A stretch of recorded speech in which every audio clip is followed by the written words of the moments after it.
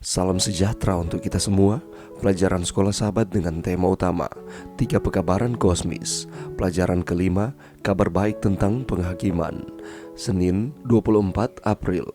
Belas kasihan dan penghakiman Tuhan. Salib dan penghakiman keduanya mengungkapkan bahwa Tuhan itu adil dan penyayang. Hukum yang dilanggar menuntut kematian orang berdosa. Keadilan menyatakan upah dosa ialah maut.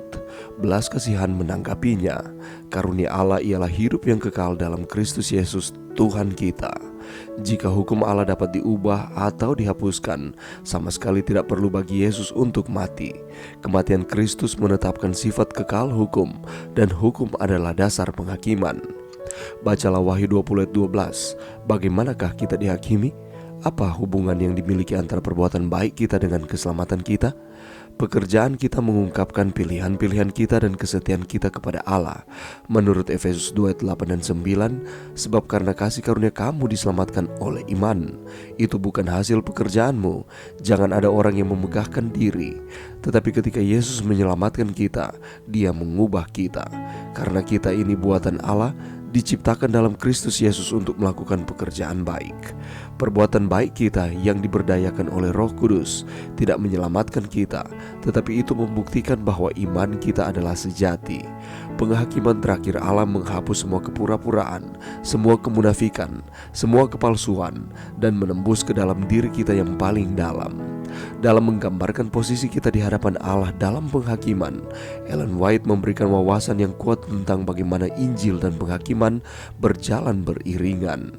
Dari kenyataan bahwa umat Allah yang diakui itu kelihatan berdiri di hadapan Tuhan mengenakan pakaian kotor, patutlah membawa kerendahan hati dan menggerakkan orang mengadakan penyelidikan hati yang mendalam bagi semua yang mengaku namanya. Mereka yang menyucikan dirinya dengan menurut kebenaran akan sangat merasakan kehinaan dirinya sendiri. Semakin dekat mereka melihat tabiat Kristus yang tiada bercacat itu, semakin besarlah keinginan mereka menyesuaikan diri dengan petanya, dan mereka semakin tidak menemukan kemurnian atau kesucian di dalam diri mereka sendiri. Tetapi sementara kita patut menyadari keadaan kita yang berdosa, kita harus bergantung pada Kristus sebagai kebenaran kita, sebagai penyucian kita, dan penebus kita. Kita tidak dapat menjawab tuduhan iblis kepada kita. Hanya Kristus yang dapat menyampaikan permohonan yang akan berhasil untuk kepentingan kita.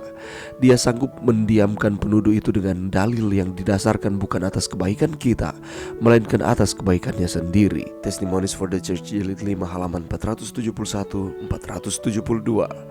Bagaimanakah Anda melihat dalam kata-katanya ketidakterpisahan Injil dari penghakiman?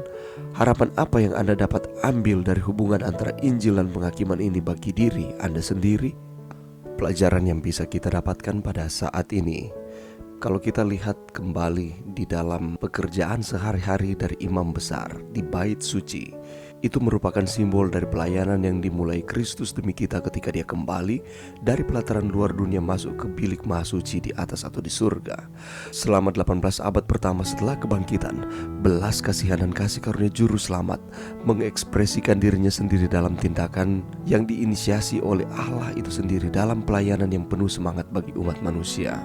Perpindahan pada fase pelayanan penghakiman yang sementara Dia lakukan sekarang tidak menunjukkan berkurangnya cinta atau kasih sayang. Kasih itu sendiri menuntut agar surga menutup semua pengalaman pahit di bumi. Penghakiman terakhir, bagaimanapun, tidak dapat dijatuhkan sampai fakta-fakta dan keadaan setiap kehidupan diukur secara adil. Penghakiman atau penyelidikan sebelum kedatangan Tuhan yang kedua kali atau penghakiman pra-advent adalah lanjutan yang logis untuk pelayanannya yang sebelumnya dan yang juga merupakan awal yang tepat untuk pernyataan imbalan istimewa dan upah bagi yang mengikutinya. Pada fase ini pelayanan imam besar kita membela kita secara pribadi atau secara individu. Hanya dengan menerimanya, darahnya akan menyembunyikan apa yang setiap catatan ungkapkan. Bagi mereka yang menolak persembahan penebusannya, kematian kedua adalah cara Allah yang penuh kasih untuk melenyapkan dari ciptaannya pelanggaran yang telah merusak karyanya. Ketika pekerjaan penghakimannya berakhir, putusan penebus, adil dan benar segala jalanmu ya Raja segala bangsa, akan bergema di seluruh kemuliaan. Kita telah diselamatkan dan diampuni oleh Kristus dari arus deras dosa. Tindakan kasih-Nya yang terlalu hebat untuk dilupakan, terlalu besar untuk diabaikan, terlalu berkemurahan untuk ditolak. Kita dengan siapa roh masih melangkah, diberkati untuk mengenal kasih sayang-Nya, untuk berserah setiap hari kepada kasih Tuhan yang mendesak kita, dan untuk berlindung dengan aman dari murka hari penghakiman.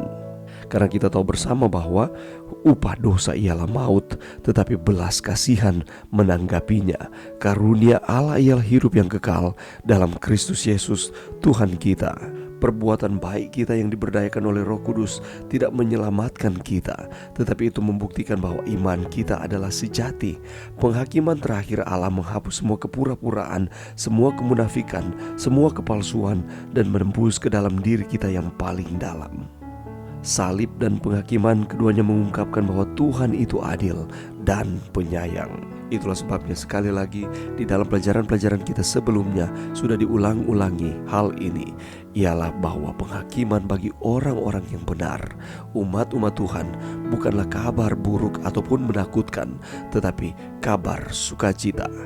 Karena kita akan dibela oleh Yesus Kristus, karena Dia adalah penyelamat kita. Dia telah melakukan segala sesuatu untuk kita. Belas kasihannya sudah cukup untuk memberikan keselamatan kepada saudara dan saya. Mari berdoa.